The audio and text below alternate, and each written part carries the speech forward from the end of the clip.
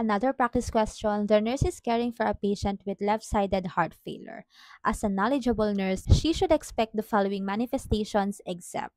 Pause the video, comment your answer, and we will rationalize in 3, 2, and 1. Guys, take note of the word except. Hinahanap natin yung maling sagot. So ano daw yung hindi natin i-expect sa left-sided heart failure? The answer for this is letter A, jugular vein distension. Why? This is for right-sided heart failure. Remember guys, kapag left-sided heart failure, isipin nyo lang yung lungs manifestations. Lungs yung naapektuhan dito kasi sa lungs nakakonect yung left side ng heart natin. So doon nagbabackflow yung fluid. B, C, and D are all manifestations of lung problem. Yung A natin, connected siya sa right side of heart natin, yung jugular vein.